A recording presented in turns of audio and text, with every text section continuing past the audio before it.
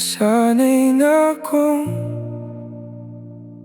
sabihin na maayos lang ang lahat. Nasanay na akong magpalit ng usapan at ngumiti sa tamang oras.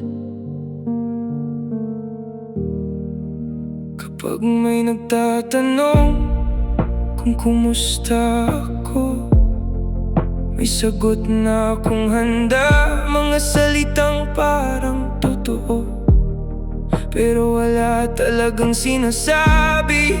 Matagal ko nang pasan ang lahat ng mag-isa, kaya parang kakaiba ang humingi ng tulong. Hindi ko alam kung paano humingi ng tulong. Hindi ko alam kung anong mga salita ang gagamitin kapag napakaraming taon mong sinubukang kayanin ang lahat ng mag-isa.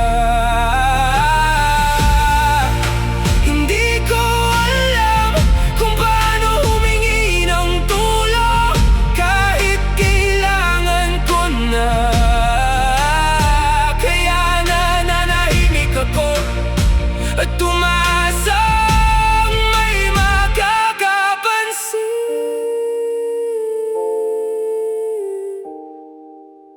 May mga taong handang makinig, alam ko iyon.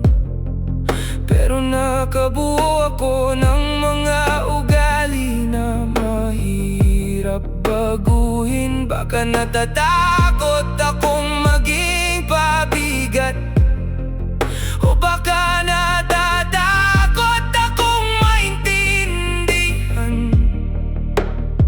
Baka hindi naman kailangan ng perpektong salita, baka sapat ng sabihin, hindi ko na kaya ngayon.